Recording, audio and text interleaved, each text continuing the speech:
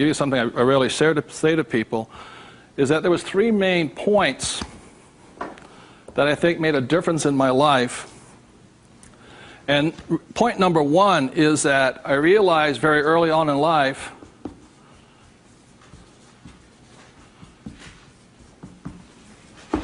money is a what? Idea. It's whatever you think it is. Now, when people say, well, how can I get more money? I say, well, just first change the way you think. Change your ideas. Now, that's the good news. That's all you have to do.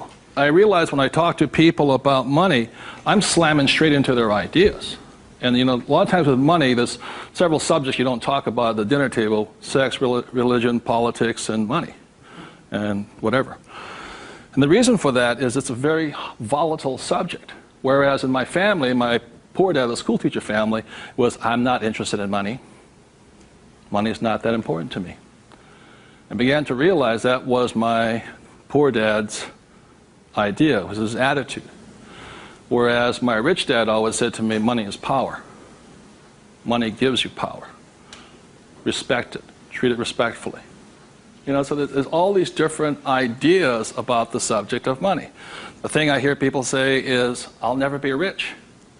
And that becomes a self-fulfilling prophecy, you see. And that's why money, just as an idea, is so powerful. And when I talk to people, I oftentimes ask them, I said, what did your parents tell you about the subject of money? Because that becomes real. You know, if you were told, go to school and get a job, see, many of us may not be in the same profession, but we're following the same path.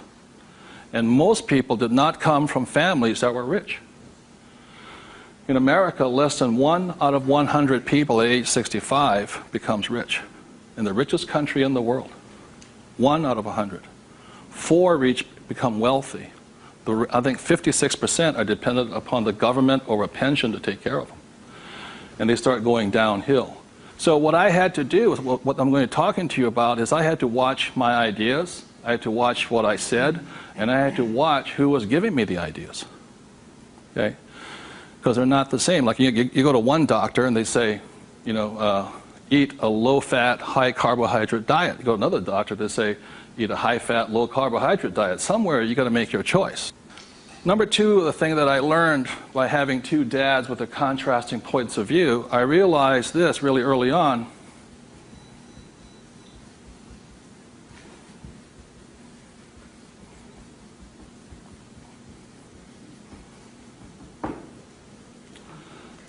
I realized that money doesn't make you what? Rich. Because my poor dad made more money than my rich dad. So I think one of the biggest mistakes we've been going into is a lot of times people actually think if I win the lottery, you know, then I'll be rich. Or if I go to Vegas or gamble or my luck changes, then I'll be rich. It has nothing to do with it. Money is a very powerful tool, as my rich dad used to say. If you use it well, it'll make you richer. If you abuse it, it'll make you poor.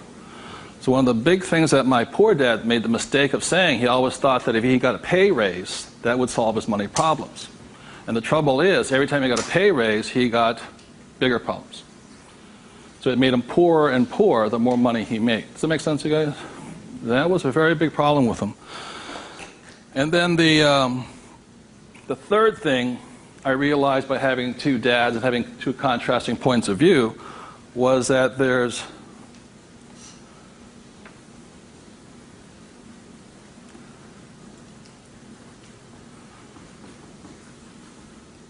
two kinds of money problems.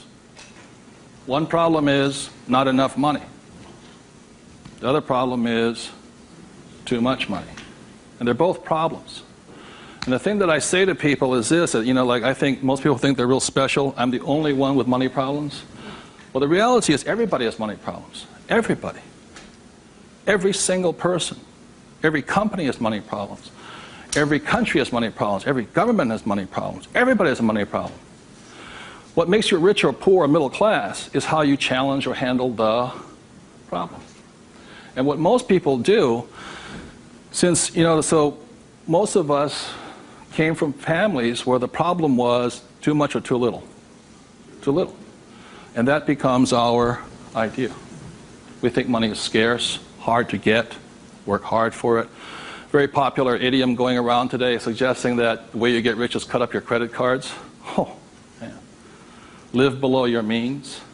Those are poor people's mentalities. Save, go long term, buy mutual funds. And it's not a rich person's way of thinking. I love my credit cards. They make me happy.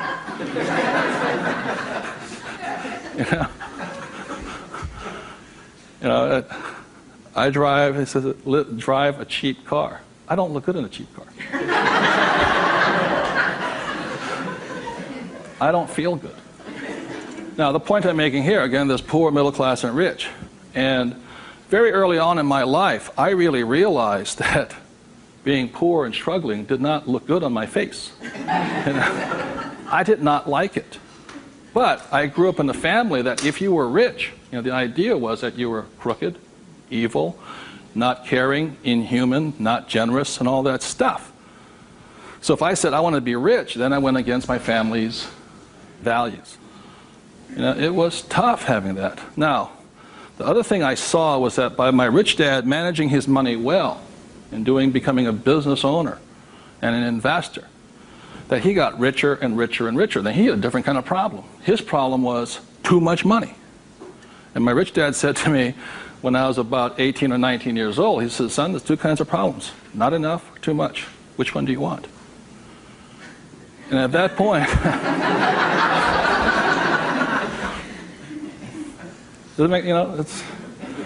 and so I made an obvious choice. I said, I like the one with too much. I want to have that problem. And it's a very big problem. So knowing these three different things, I could make different distinctions and different choices in my life. The big point I want to make today is that money comes down to fundamentally a choice. That's all it is.